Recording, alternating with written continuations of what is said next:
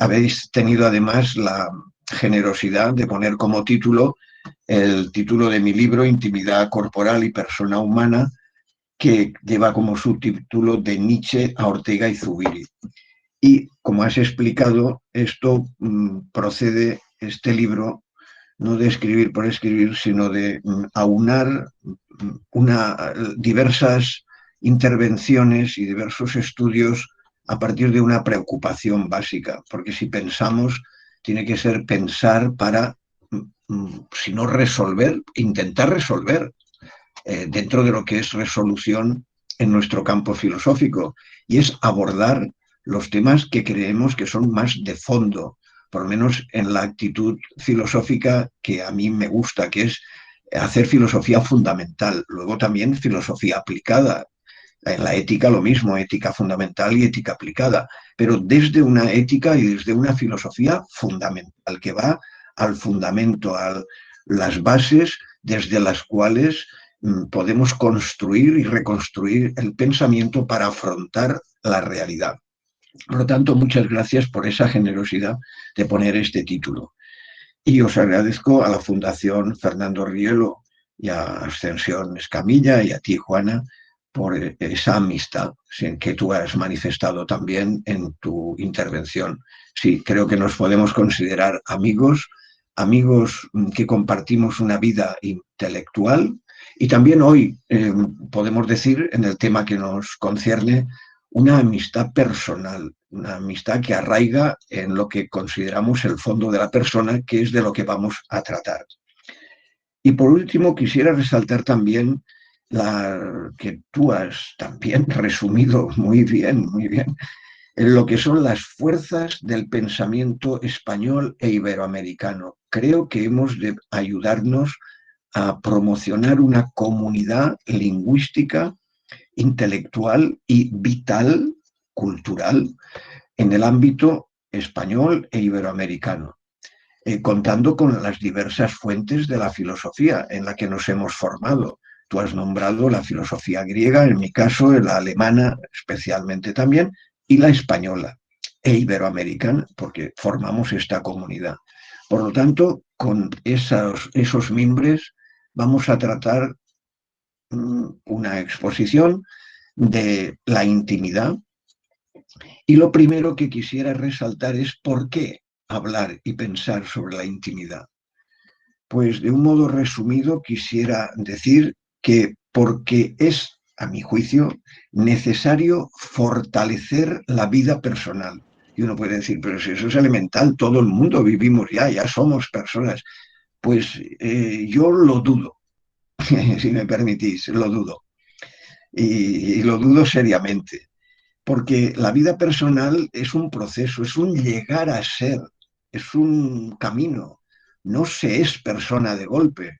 Eso desde el punto de vista del estatuto metafísico, pues podemos ver que hay unas condiciones que son inherentes en ese nivel, pero eso abre un proceso y por lo tanto el ser persona es ese proceso que hay que favorecer, fomentar, revitalizar y promover con unas fuerzas y unas condiciones. Por eso, mi primer punto es que si he tratado este tema y hoy hablamos de él de nuevo, es porque es una preocupación muy seria, porque a mi modo de ver, hablar de intimidad es hablar de un potencial liberador, y eso lo intentaré exponer. Es decir, si el ser humano, que también has comentado, es que has dicho las claves muy bien, tiene que arraigar en algún fondo de libertad, si no hay intimidad, no hay libertad. Podríamos establecer ese eslogan, uno de los eslogans que voy a... Sin intimidad no hay. ¿Por qué? Y ahora viene la segunda parte. Porque podemos asfixiar, reprimir ese fondo. Y sin ese fondo que es la intimidad, si eso no se cultiva, no cultivamos la intimidad, nos quedamos sin el foco primordial de lo que es la libertad. Por eso el pensamiento liberador, la raíz liberadora desde la intimidad, nos abre un campo, nos abre una perspectiva. Pero esa perspectiva solo es posible si está arraigada, vivida experiencialmente, en la experiencia, no en las palabras. Podemos hablar mucho y establecer y hablar y escribir muchos libros, pero si no logramos que eso nos ayude a vivenciar, a vitalizar, a experienciar, a tener experiencia significativa de la vida desde en esta dimensión que llamamos intimidad y que ahora comentaremos, pues yo creo que entonces no tendremos posibilidad de vida libre. Las que llamamos libertades políticas, sociales, culturales, serían una farsa, a mi modo de ver, serían farsas, serían acomodos, serían palabras vacías si no hubiera este trasfondo. Y por eso, en el contexto en el que vivimos, creo que es muy problemático vivir desde ese fondo. Y creo que estamos experimentando una represión y una asfixia de ese fondo en la sociedad actual. ¿Por qué? Y voy a utilizar algunos términos para que se entienda lo que quiero decir. En primer lugar, yo creo que más que vivir de intimidad, todos tenemos experiencia de vivir que podemos expresar con un término que utilizo en el libro y en otras publicaciones, que más de intimidad vivimos de extimidad, vivimos de fuera, desde fuera, no desde dentro de nosotros mismos. Y además, en nuestra sociedad eso está acrecentado, está agudizado por la tecnología misma. Vivimos bombardeados por extimidades de diverso género, con un poder. Mi primera cuestión es la preocupación. La preocupación responde a una realidad que yo creo de un contexto que es preocupante de verdad. Y como os decía, la preocupación proviene de mi percepción de estar sufriendo una represión, como os decía, o una asfixia de la intimidad, de este fenómeno de la intimidad humana, de esta potencialidad de la vida humana, y que yo creo que tiene mucha importancia porque es el foco, resumidamente dicho, es el foco de la libertad última, de la libertad íntima, de la libertad radical que decía incluso el propio Kant. Y por eso en el libro aludo a fenómenos, para denominarlos de algún modo, para hacer ver que eso tiene una efectividad, porque a veces no nos damos cuenta, pues el detectar que vivimos de lo externo, de lo que la potencia de lo que viene de fuera nos invade y nos bombardea. Y a eso le llamaba extimidad. Vivimos de la extimidad y ahí nos habíamos quedado.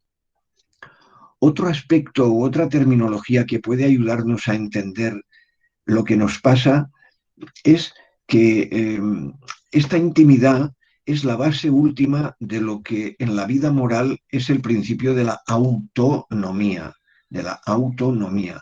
Y como decía Kant, que introdujo esta terminología, de lo que vivimos más normalmente es de la heteronomía, vivimos de lo otro, no de nosotros y desde nosotros mismos. Por lo tanto, esto cada vez es más así. Siempre ha sido así en general, pero ahora más, porque como se ha tecnologizado y el poder de la tecnología es tan aplastante, incluso en la ocupación cuantitativa del tiempo, los medios de comunicación, qué pocos espacios tenemos para pensar por nosotros mismos, para nosotros estar con calma, con tranquilidad, incluso relajados para pensar quiénes somos, qué queremos realmente en la vida, qué es lo que valoramos. No. Hasta la aceleración social hace que vivamos de esta extimidad, de estas heteronomías que se nos imponen porque no tenemos ni tiempo siquiera. Claro, otra terminología que es muy útil para entender esto es, por ejemplo, la orteguiana, cuando distingue entre la capacidad de ensimismarse y de vivir alterado. Y claro, vivimos hacia afuera, alterados en la alteración continua. Los ejemplos son constantes. Hasta en la vida más normal estás haciendo algo y claro, los que tenéis teléfono móvil, pues al teléfono móvil y siempre pendientes del teléfono móvil. Y te hablan de una urgencia e inmediatamente te hablan de una urgencia más urgente que la anterior. Y a continuación otra urgencia todavía más urgente que la anterior. Y a continuación te escribe el director del departamento y te dice que para ayer tenías que haber enviado 100 cosas. Entonces, vivimos de una alteración constante a una aceleración de la alteración. Como dicen sociólogos muy famosos, porque están de moda, por ejemplo, un autor muy de moda en Alemania, que habla y escribe libros y cuentos sobre este fenómeno, viendo que este fenómeno de la aceleración está por todas partes. Claro, esto supone un proceso de despersonalización muy grande, porque como el fenómeno este, la experiencia de la intimidad desaparece, no tenemos ni tiempo. Y claro, esto, a mi modo de ver, le da la razón a esa expresión que alguna vez supongo que hemos comentado, seguro en alguna ocasión, a mí me gusta que la pensemos porque es muy gráfica. Y es que, como hemos comentado antes, como la vida personal es un proceso, es un quehacer, es un llegar a ser, es una autorrealización, pues eso es indicativo de algo más profundo, algo metafísico, podríamos decir, de la metafísica de la buena, de nuestra realidad, como ahora todavía hablaremos con más precisión. Y es que se abre un proceso de despersonalización porque el ser humano, el humano, a diferencia, como decía Ortega con mucha gracia, a diferencia del tigre que no puede destigrarse, el humano puede deshumanizarse. Yo creo que esta frase es muy gráfica y de una gran importancia para entendernos a nosotros mismos. Es que el ser humano puede vivir sin ser auténticamente ser humano. Es que puede despersonalizarse, es que puede deshumanizarse. El tigre no. La piedra no puede despiedrarse, el tigre no puede destigrarse, pero el ser humano puede llevar una vida lo más contraria a lo que es propio del ser humano. Claro, entonces hay que ir con mucho cuidado. Y por eso es muy importante la intimidad, porque la intimidad es el ingrediente fundamental para poder llevar una vida auténticamente humana. Por lo tanto, en resumen, podríamos decir que si alguien quiere vivir a fondo como persona, quiere personalizarse, tiene que entender, vivir, experienciar esto que llamamos intimidad. Si eso nos cuesta, quiere decir que algo grave nos está pasando, muy grave. Este es el fondo de mi preocupación y de todo lo que podamos ahora aludir a conceptos, todos los conceptos que vamos a utilizar o los vamos a recurrir para poder entender mejor esto, provienen de esta preocupación, de esta experiencia de nuestro contexto vital. Porque si no, y ahora vienen consecuencias, voy a nombrar solo alguna, es que si no, no podremos vivir con autenticidad. No podemos vivir con autenticidad, porque ¿desde dónde sale la autenticidad? Una vida auténticamente humana, pero ¿desde dónde? De lo que viene de fuera, pues lo que viene de fuera son intereses, presiones, heteronomías, despersonalizaciones, alteración. No, no. Habrá que tener algún foco. Hasta Nietzsche utilizaba el término de centro de gravedad, humana, biográfica, vital, un centro de gravedad. Por eso yo empleo también a Nietzsche, porque Nietzsche es muy aprovechable para el tema de la intimidad. De Nietzsche, como tú has dicho, hay muchas interpretaciones, muchos manejos, pero a mí me interesa el Nietzsche que piensa a fondo, lo hemos hablado también en ocasiones, que piensa a fondo los problemas de la vida humana, de las personas y de nuestra vida y de nuestra cultura. No un panfleto. Para Nietzsche un panfleto a mí no me interesa y no lo estudiaría.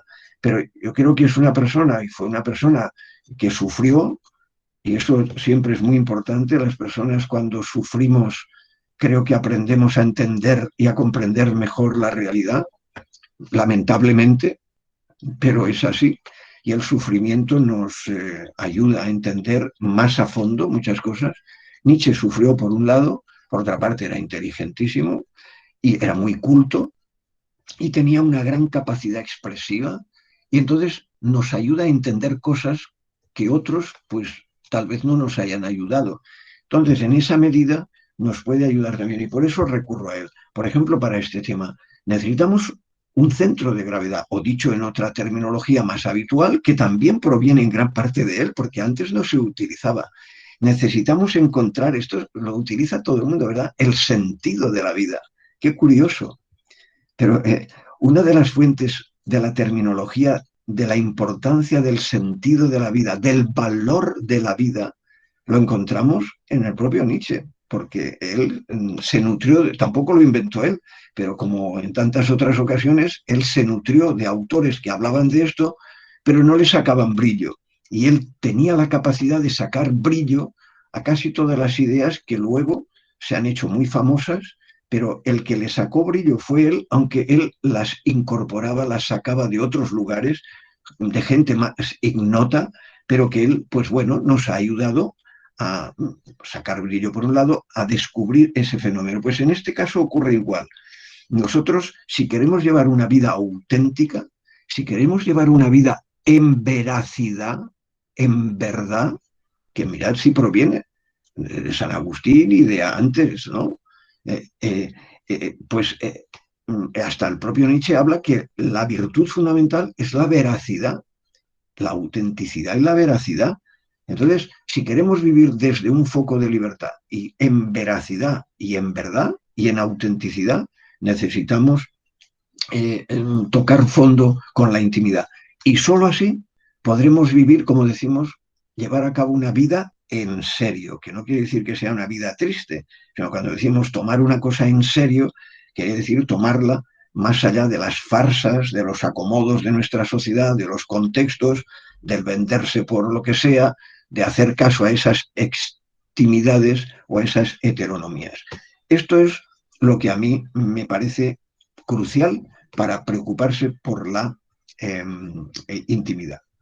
Segundo nivel, pero claro, esto sería el nivel más experiencial que vivimos en nuestro contexto social y personal, a nuestro alrededor y en nuestra incapacidad para tocar fondo, porque nos lo imposibilita hasta el modo de vida.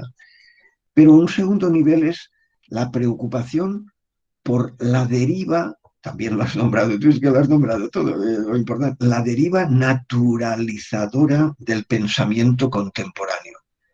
Tampoco esto ayuda a recuperar ese fondo, a descubrirlo, a hacerlo emerger. ¿Por qué? Porque ha habido muy diversas naturalizaciones a lo largo de la historia. La primera gran naturalización de nuestra cultura está en la propia filosofía griega. La filosofía griega es una filosofía tendencialmente naturalizadora, por una razón obvia, porque el principio fundamental del que se nutre para interpretar toda la realidad es la noción de physis, de naturaleza, de natura en latín, de physis en griego. Entonces, todo el marco de su pensamiento era fisicista en el sentido físico, metafísico, podríamos decir hoy, de la filosofía griega. Pero claro, naturalismos ha habido a lo largo de la historia y hoy en día hay nuevos naturalismos que tienen nuevos componentes.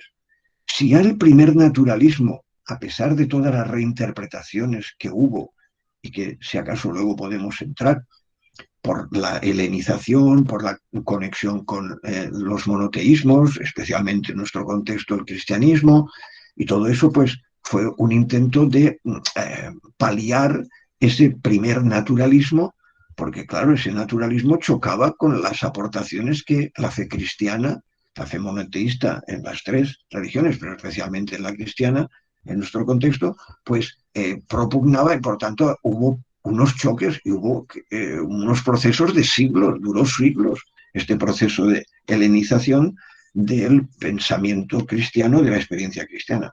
Pero claro, luego ha habido, no vamos a recurrir solo a aquel para no perdernos, sino ahora hay nuevas naturalizaciones que perturban, reprimen o asfixian o hacen que no comprendamos bien o que mucha gente diga, pero eso de la intimidad, eso no existe, eso es un invento, eso es como una especie de ilusión del cerebro, supongamos. Entonces, el yo mismo es una ficción, que bueno, una especie de ficción que ha creado un espejismo del cerebro. Entonces, esta deriva naturalizadora, el contexto en el que yo me muevo en el libro, es afrontando esa tendencia, esa deriva de las neurociencias, que no es la única, ha habido otras tendencias. En la primera parte de la segunda parte del siglo XX, perdón por la pequeña broma, pues la tendencia naturalizadora fue la genética. Y claro, tuvo que venir la epigenética para hacer ver que eso era una visión muy estrecha. Y creo que eso, pues, más o menos se ha ido incorporando en el pensamiento contemporáneo y es un avance que creo que hemos asumido y tenemos que asumir todos. El genetismo metafísico, convertir la genética en una metafísica determinista, pues creo que hoy muy pocos lo tendrán o lo podrán defender, porque solo por la epigenética pues ha tenido que ampliarse. Pero es que luego, a finales del siglo XX, emerge con mucha fuerza el enfoque neurocientífico. Y entonces ya no se dice somos nuestros genes, sino que somos nuestros cerebros. Y entonces viene una nueva polémica, hasta actual, totalmente actual, tan, uno mismo, ¿no? Vosotros seguro que habéis participado la semana pasada, que por cierto es una de las primeras veces que empiezo a salir, fuimos a La Coruña, fui a La Coruña a un tema de este tipo, neurociencias y libre albedrío. Bueno, pues sigue pendiente, a la gente le interesa porque hay mucha polémica, se publican muchas cosas, se han publicado muchas cosas al respecto. Entonces, desde esta perspectiva, esta deriva pues es preocupante, porque las ciencias tienen una implantación, el pensamiento científico tiene una implantación en nuestra sociedad de tal manera que hablamos de la cultura científico-técnica. Entonces, la cultura parece que viene marcada por este tipo de conocimientos. Si además los conocimientos que se propagan y los pseudocientíficos o científicos que intentan defender esto parece que son los que tienen más autoridad y más audiencia, entonces puede malentenderse y hay que afrontarlo. Y este es el punto al que me voy a referir a continuación. ¿Cuáles son los conceptos que nosotros podemos manejar para poder hacer emerger la experiencia de la intimidad en un contexto como el de las neurociencias, que por su tendencia positivista cientificista, es decir, por un modo determinado de entender la experiencia, que ahora aclararemos, está llevando un proyecto naturalizador, interpretativo de esa realidad del ser humano, de esa naturaleza humana, es una interpretación naturalista de la naturaleza humana. ¿Y por qué? Porque hay unos métodos objetivadores de esa experiencia. Es decir, la experiencia de la que se nutren las ciencias y las neurociencias es una experiencia que llamamos de tercera persona. Esta distinción entre experiencia de tercera persona y lo que puede a nosotros anunciarnos la presencia de la intimidad es la diferencia entre la tercera persona y la primera persona. Y esto está siendo muy debatido y ha sido muy debatido y expuesto tanto por los estudios neurocientíficos como por los filósofos y psicólogos que han querido entrar en este tema. Este es un punto esencial, porque esta es la primera manera de hacer frente a esa razón naturalista de la que ya hablaba Ortega y que criticó Ortega, a mi modo de ver, de un modo contundente. Claro, ahí ya vienen las diferencias filosóficas, pero vamos a ello. La experiencia en primera persona es imposible de objetivar. Esta sería la cuestión. Entonces, quien tiene un método objetivador, puramente objetivador, exclusivamente objetivador, renuncia, parece que renuncia por razones científicas, a la experiencia de primera persona. Pero claro, la experiencia de primera persona, podemos decir otros, es irrenunciable, porque es en la que vivimos, en la que somos, en la que existimos. Y usted, en nombre de la ciencia, quiere anular toda esa experiencia. Entonces podemos llegar a algún ejemplo que me llamó la atención, seguro que con Juana a veces, seguro que habremos hablado de esto, porque a mí me sorprendió hace años en un Ateneo de bioética de los que organizaba Diego Gracia, hace años, no sé, ahora creo que ya no se organizan por razones obvias, pues recuerdo que en Zaragoza contó un médico mismo como experiencia, que un paciente decía que le dolía, sentía un dolor determinado, y el médico le dijo, a usted no le duele. Y claro, ¿cómo que a usted no le duele? Es decir, yo no puedo objetivar el dolor, pero ¿cómo me dice usted que a mí no me duele? Usted me está anulando que yo exprese que a mí me duele, a mí me duele.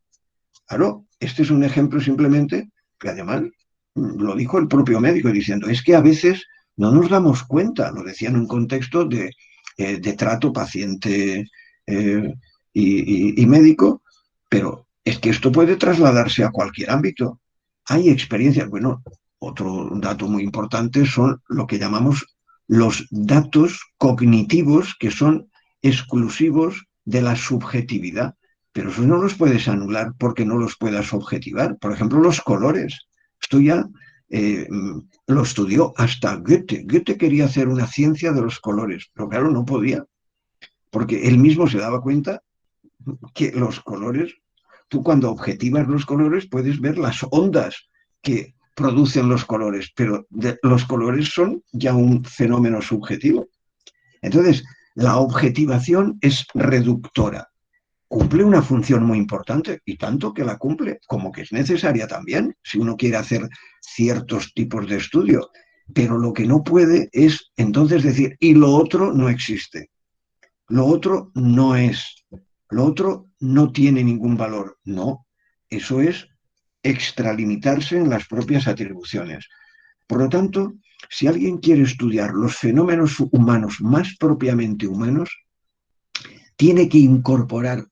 Si es difícil, pues ¿qué le vamos a hacer? Ahí está la capacidad humana. Tiene que incorporar la vertiente primera, en este caso, de la experiencia en primera persona. Este es un hilo importantísimo que creo que no podemos dejar. Porque lo otro sería, al objetivar, al reducir, yo lo que estoy es falseando la realidad. Estoy anulándola, negándola o falseándola. Como quien dice, pues hay ejemplos. Hoy mismo un amigo neurólogo me ha mandado un correo diciendo que había escrito otra vez una cosa que ya había escrito en una primera formulación sobre el enamoramiento. El enamoramiento. Y entonces hay gente que el enamoramiento lo reduce a procesos químicos, neuroquímicos, de la dopamina. Y dice, bueno, el enamoramiento es un proceso meramente de dopamina. Pues eso es una reducción. Como dice este buen neurólogo, dice, es que ese proceso de dopamina no solamente vale para el enamoramiento, vale también para el odio. Entonces, el significado vital que tiene esa experiencia no queda explicado exclusivamente por el soporte o las bases fisiológicas, porque las bases fisiológicas valen para eso y para otra cosa y para la otra. Entonces, esos reduccionismos son auténticos reduccionismos, son falseadores y por lo tanto intelectualmente no son adecuados para explicar, para dar razón, que es lo que quiere la filosofía y las ciencias, dar razón adecuadamente del conjunto de la experiencia. Por tanto, la razón naturalista, si quiere eliminar o quiere cegar la experiencia de la intimidad, es inadecuada. Otro camino sería el pensar en las metáforas que se han utilizado para hablar de la realidad de la intimidad. Este es otro camino. El primero que he nombrado es la experiencia, hablar de los tipos de experiencia. Este es un camino precioso. El propio Ortega, si conviene luego lo podemos hablar. Es que como veo que avanza el tiempo, luego podemos volver a cualquiera de estos aspectos. Ortega lo trató muchísimo. Habló del sentido de la intimidad sentimental, incluso habló del lirismo, en fin, lo expresó de diversas maneras muy ricas a su estilo. Pero bueno, lo dejamos de momento ese vector y vamos a otro, al de las metáforas. Este es muy rico. Antes ha nombrado Juana que me nutro pues, de diversos autores de la filosofía española. Pues muy bien. Sí, esto, por ejemplo, me lo sugirió ciertos estudios y expresiones de Laín. Laín, en algunos de sus estudios, pues trata de estos temas. Y pues lo recogí y me pareció muy orientador. Hay diversas metáforas por las que se han expresado estos fenómenos primordiales originariamente y específicamente humanos, muy propiamente humanos, que los saberes objetivadores no dan cuenta adecuadamente. Por ejemplo, hay tres tipos de metáforas, decía Lain. La metáfora espacial, que es muy rica. Es decir, la intimidad, claro, como es muy difícil de indicar dónde está de una manera local, eh, o en el cerebro, o en el hígado, o en el corazón, o en el estómago, o en el hígado, no. Dice, es un recinto, dice, es la metáfora espacial del recinto. Y esta ha sido muy empleada por los místicos, nos exponía Laín. Lo más escondido, lo más recóndito de cada uno. Por ejemplo, es lo que vemos en las confesiones de San Agustín, o bien en San Juan de la Cruz, cuando habla del hondón del alma. Es como un lugar, un recinto, una metáfora espacial. Y está claro que esto, sea en la poesía, sea en la mística, sea en autores como San Agustín, pues está presente. Una segunda metáfora es la dinámica.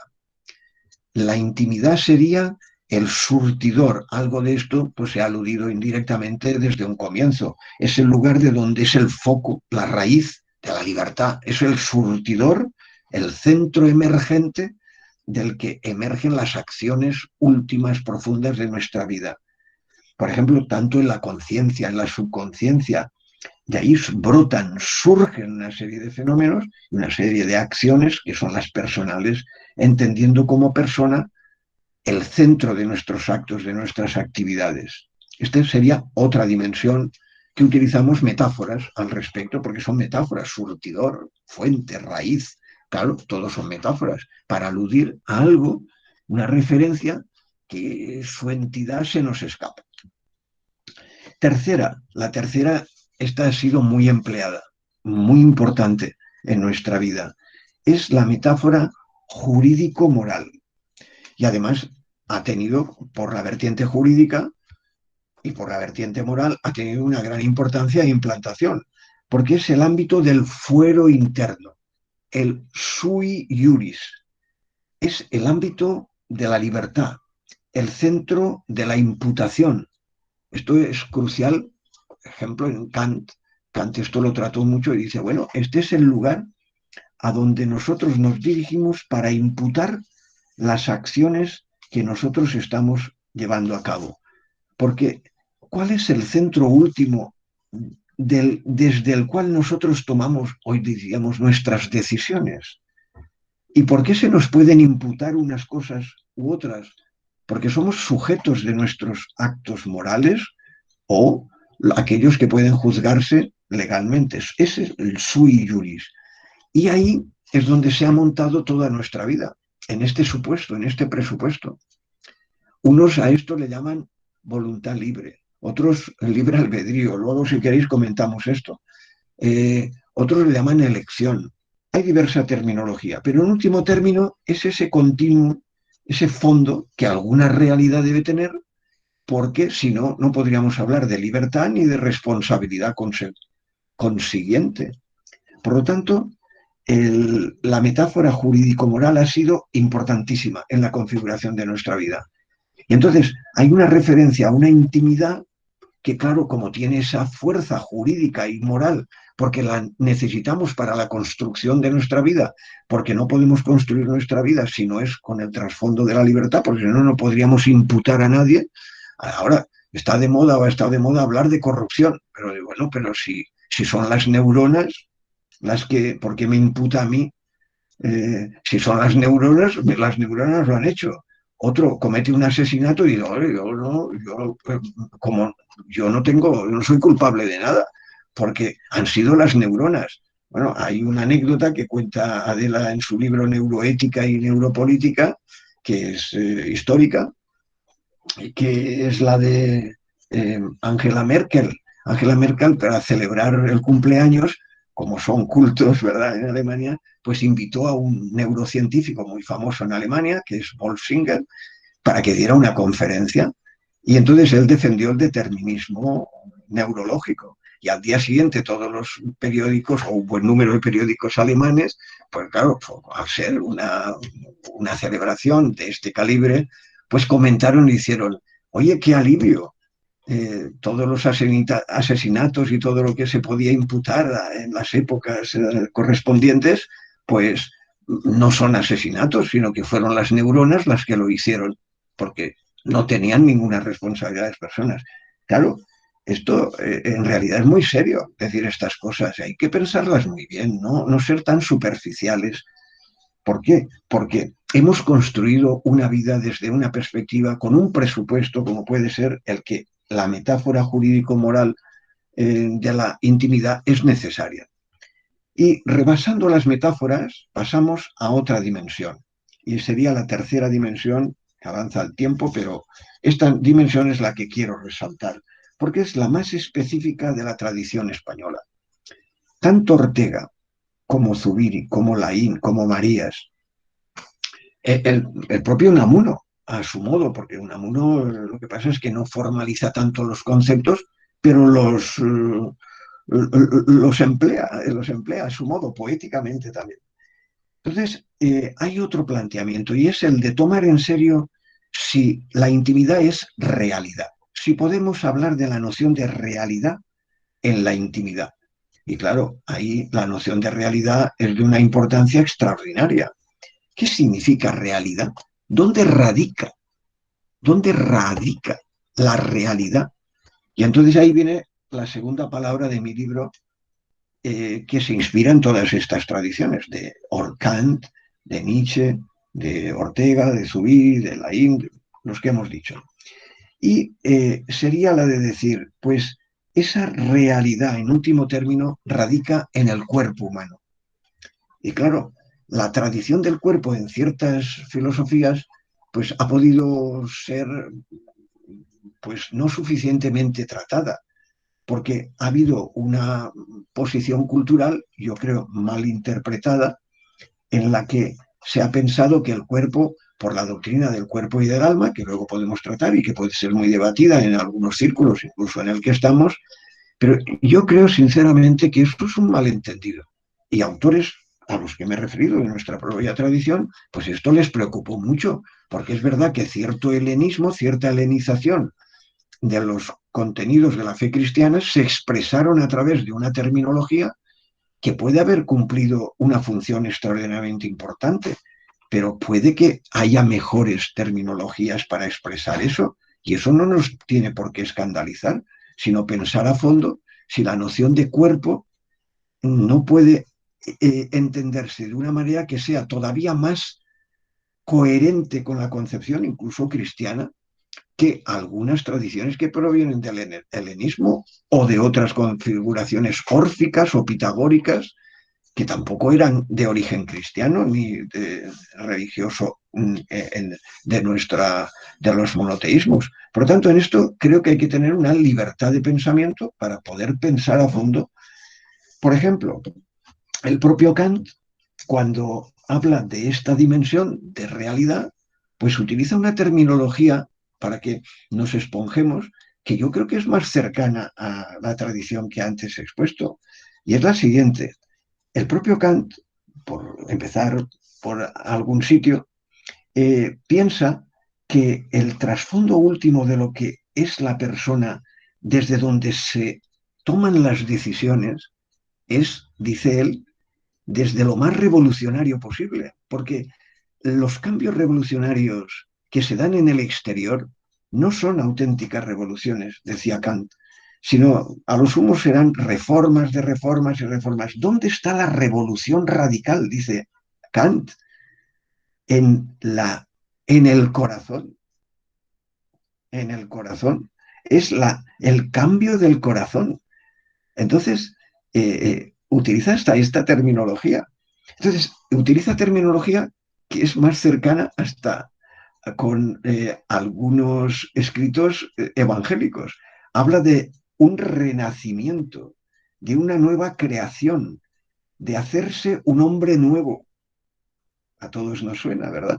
Es decir, de una conversión del corazón.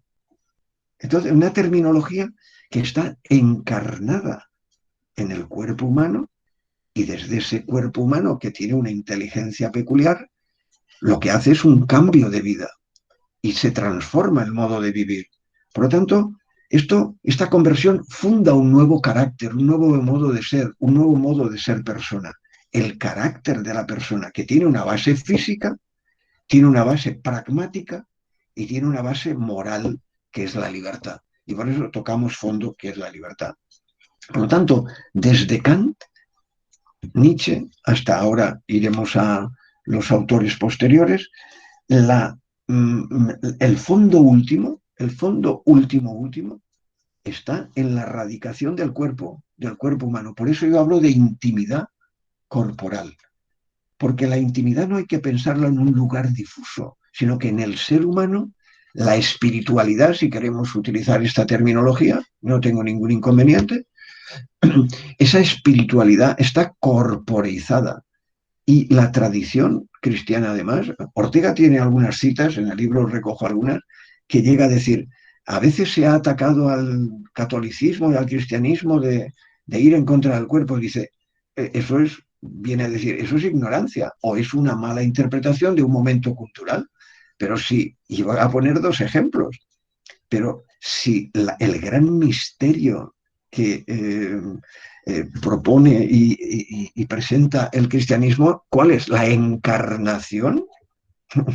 Entonces, dice, pues no tendrán tanto de malo el cuerpo cuando hasta Dios y el verbo se hizo carne, ¿no? Es decir, por lo menos habrá que pensarlo, no tener una actitud negativa al respecto, porque el asunto tiene mucha coherencia en el pensamiento. Es decir, otra cosa es cómo interpretemos el cuerpo. Y ahí viene la exposición de Ortega muy lúcida. Dice, es que del cuerpo hay dos modos de interpretar el cuerpo. El cuerpo puede estar interpretado de modo mineralizado, según la terminología que yo he interpretado antes, sería objetivado. Entonces lo tenemos como un objeto, como una cosa. Si cosificamos el cuerpo, entonces sí, entonces el cuerpo ya no es el cuerpo. Pero el propio Ortega utilizaba una terminología que luego se ha puesto de moda como si fuera el descubrimiento de los últimos tiempos, y utiliza la misma terminología a principios del siglo XX.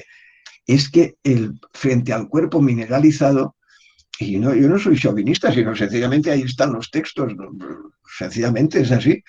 El cuerpo humano se entiende como carne, como cuerpo vivo. Esto tiene una tradición, desde Kant y Nietzsche. Es el término que en alemán se utiliza, la diferencia entre Körper y Leib. Leib, cuerpo vivo, cuerpo viviente, cuerpo que tiene una vida significativa. No es un objeto, no es una cosa, sino que es un cuerpo que tiene significado. El ejemplo que estudiaba Ortega y que ya desde Kant está de Kant, es que a veces no se considera su última obra publicada, que es la Antropología en sentido pragmático, que es riquísima, porque une estas tres dimensiones. Entonces Ortega, una de esas dimensiones importantes que tiene el cuerpo son los gestos, los gestos. Entonces, los gestos es un lugar donde a mí, que no tengo más necesidad que gesticular, porque se ve que no sé hablar más que gesticulando, lo cual ya es significativo que los seres humanos necesitemos gesticular, porque eso quiere decir que nuestro cuerpo no es un cuerpo inerte, mineralizado, sino que cuando el otro nos comunicamos con otro, el otro no tiene más remedio que vernos no objetivadamente. Esa es la gran falacia, dice Ortega, inteligentemente, que nos quieren hacer creer desde la presunción objetivadora que lo primero que vemos es el objeto, la cosa. No es verdad. Fenomenológicamente, si aplicamos la vertiente fenomenológica que Ortega también empleó, por lo menos parcialmente y transformadoramente, lo primero que vemos en la experiencia de otra persona no es el cuerpo objetivado, no es el cuerpo mineralizado, es un cuerpo significativo. Claro, eso lo vemos en los gestos y enseguida, ¿qué hacemos? Interpretamos. Llega a decir Ortega, el otro para nosotros es una incógnita, un jeroglífico, porque enseguida, ¿qué pensará? ¿Qué dirá? ¿Qué sentirá? ¿Me querrá o no me querrá? ¿Me tiene simpatía o antipatía? Eso es el fenómeno de la intimidad. Ahí se juega la intimidad. Y es una realidad. Entonces, según Ortega, podemos radicar y según Nietzsche, y según toda esta trayectoria que estoy diciendo, por no ir a cuestiones historiográficas, sino ver el fondo de la cuestión, en esa carne, con sus gestos significativos, emerge el sentido. El sentido. Las expresiones tienen sentido, no son cosas, emerge el sentido. Hay una actividad expresiva. Entonces, objetivar es una manera de reducir los fenómenos. Los fenómenos rebasan la objetivación porque están en el orden de la significación que yo no puedo, en la interpretación que yo no puedo objetivar.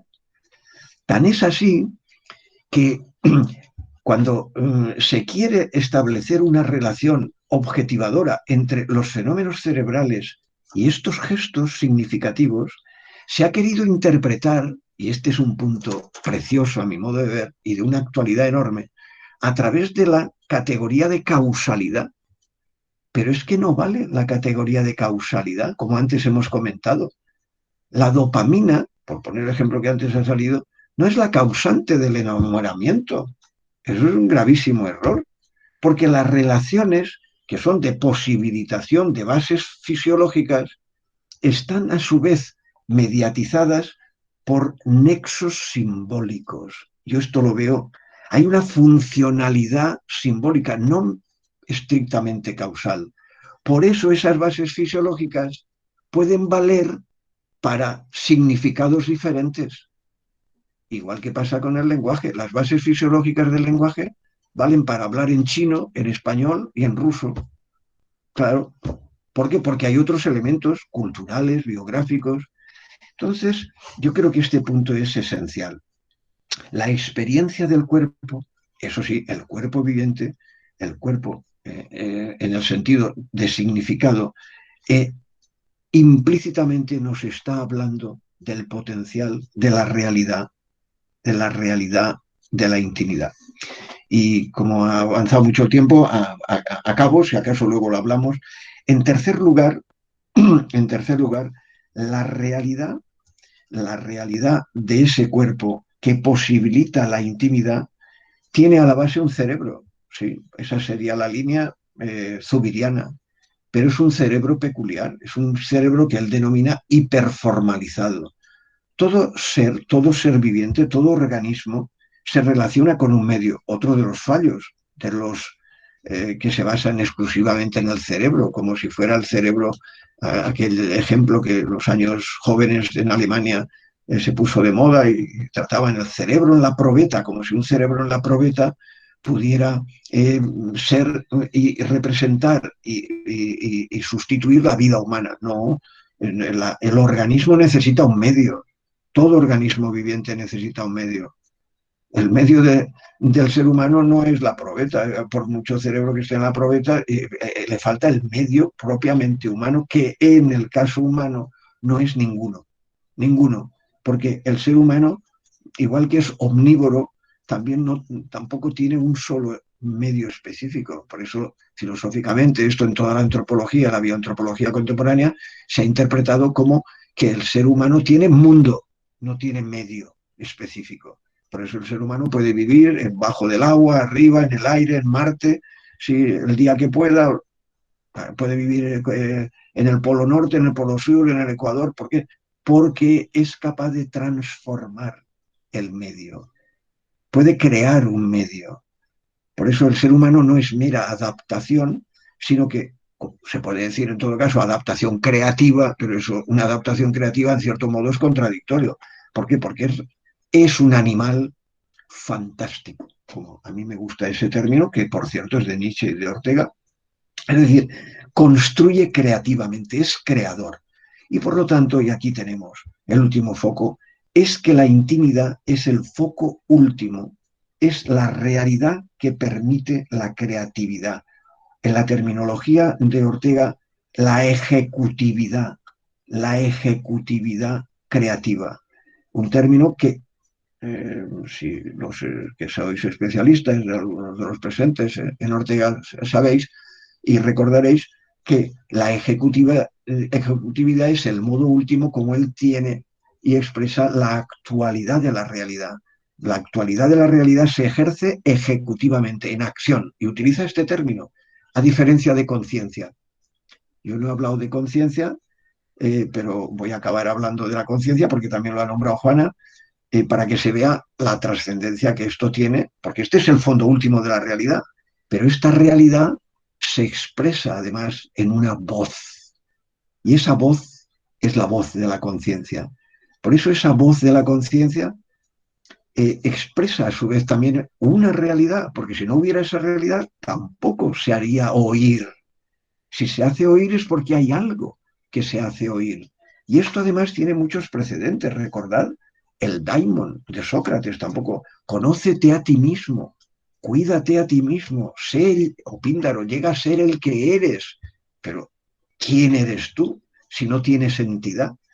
Esa entidad última que se expresa a través de la ejecutividad de la acción, de la libertad, de la creación. Eso es lo que llamamos realidad íntima, la intimidad. Y Ortega lo denomina así, y Zubiri dice, llega a decir, tanto Ortega como Zubiri llegan a decir, de modo ya conclusivo, porque veo que ya el tiempo sí que se ha pasado del todo, llegan a decir que el fondo último de esa autenticidad, la realidad última, que es la persona se define por la realidad de la intimidad.